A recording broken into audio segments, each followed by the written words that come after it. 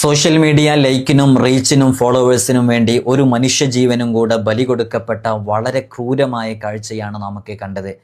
Bus യാത്രക്കിടയിൽ ഒരു സ്ത്രീക്ക് അങ്ങനെ ഒരു ബുദ്ധിമുട്ടും പ്രയാസവും അനുഭവപ്പെട്ടിട്ടുണ്ടെങ്കിൽ നിയമപരമായിട്ട് മുന്നോട്ട് പോകണം. അതിനിവിടെ പോലീസുണ്ട്, കോടതിയുണ്ട്, നിയമ സംവിധാനങ്ങളുണ്ട്, ജുഡീഷ്യറി ഉണ്ട്. ആ രൂപത്തിലാണ് മുന്നോട്ട് പോകേണ്ടത്. അതിനു പകരം സോഷ്യൽ മീഡിയകളിലും ഇൻസ്റ്റാ വാളുകളിലും ഫേസ്ബുക്ക് പോസ്റ്റുകളിലേക്കൊക്കെ ഷെയർ ചെയ്ത് മില്യൺ കണക്കിന് ആളുകൾ കാണുന്ന രൂപത്തിലേക്ക് റീച്ചാകുകയും ചെയ്താൽ തീർച്ചയായും ഒരു പച്ചയായ മനുഷ്യൻ്റെ ആത്മാഭിമാനത്തിനാണ് ക്ഷതമേൽക്കുന്നത്.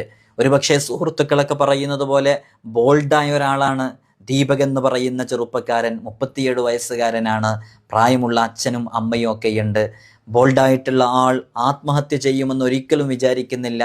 അന്ന് നൈറ്റിൽ എന്നെ ഒന്ന് കോൾ ചെയ്തിരുന്നെങ്കിൽ, ഞാൻ അദ്ദേഹത്തെ ഒന്ന് വിളിക്കുന്ന സാഹചര്യം ഉണ്ടായിരുന്നെങ്കിൽ ഈ ഒരു പണി ചെയ്യുമായിരുന്നില്ല.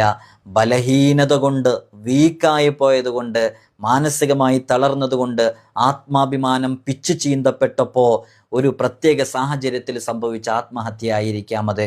അങ്ങനെയൊന്നുമല്ലല്ലോ ചെയ്യേണ്ടത്. എങ്കിലും ഈ വീഡിയോ അപ്ലോഡ് ചെയ്ത എല്ലാ നിലക്കും അനുകൂലമായ സാഹചര്യം ആ സ്ത്രീയുടെ ഭാഗത്തു നിന്ന്, ഒരു സ്ത്രീയാണെന്ന നിലയ്ക്ക് കിട്ടേണ്ട സാഹചര്യം ഉണ്ടായിട്ടും അപ്ലോഡ് ചെയ്യപ്പെട്ട ആ സ്വയം ഐഡിയിൽ പോലും അതിൻ്റെ കോമൻറ്റ് സെഷനിൽ വരുന്ന 99.9% കോമൻസുകളും അവർക്കെതിരായിരുന്നു എന്നുള്ളതാണ്. പിന്നെയും അതിനെ ന്യായീകരിക്കുകയാണ് ചെയ്തത്. നമ്മളൊക്കെ മനസ്സിലാക്കേണ്ടത്, ആ വീഡിയോ എടുക്കുന്ന സമയത്ത് തന്നെ ഒരുപാട് ആളുകൾ അഭിപ്രായം പറഞ്ഞതുപോലെ ബോഡി ലാംഗ്വേജ്, അതേപോലെ തന്നെ സാഹചര്യങ്ങൾ, കയ്യിൽ സാധനങ്ങൾ ഉണ്ടായിരുന്നു, ഒരു സെയിൽസ്മാനാണ്, ടയേർഡാണ്, ആ സമയത്ത് തിരക്കുള്ള ബസ്സാണ്. നമുക്കറിയാലോ നമ്മുടെ റോഡിൻ്റെയും നാടിൻ്റെയൊക്കെ അവസ്ഥ. ഒരു പ്രത്യേക സാഹചര്യത്തിലൂടെ ബസ് തിരക്കിട്ടോടുമ്പോൾ സ്വാഭാവികമായിട്ടും അങ്ങനെ ഒരു സ്പർശനം സംഭവിച്ചു എന്ന് കരുതുക. ഇനി അതിനെ നമുക്ക് വാദത്തിന് വേണ്ടിയിട്ട് ബോധപൂർവമായൊരു സ്പർശനമാണ് സംഭവിച്ചത് എന്ന് കരുതുക.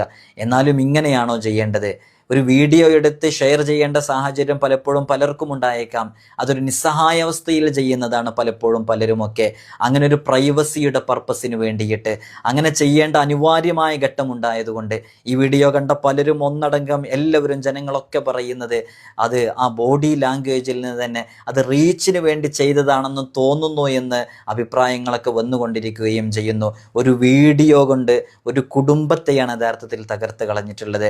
ആ മനുഷ്യനെ ആത്മഹത്യയിലേക്ക് നയിച്ചതിനും ആത്മഹത്യാ പ്രേരണാ കുറ്റത്തിന് നിയമ നടപടികൾ എടുക്കണമെന്ന് ഒന്നടങ്കം ആളുകൾ പറയുമ്പോൾ എങ്ങനെയാണ് അതിൻ്റെ കാര്യങ്ങളൊക്കെ മുന്നോട്ട് പോകുന്നത് എന്ന് നമുക്ക് കണ്ടു മനസ്സിലാക്കുകയും ചെയ്യാവുന്നതാണ്. ആ വീഡിയോ എടുക്കുന്ന സമയത്ത് തന്നെ അവർക്ക് ആ എടുക്കുന്ന സമയത്ത് വലതുഭാഗത്തേക്കൊന്ന് ചെരിഞ്ഞു നിന്നിരുന്നെങ്കിൽ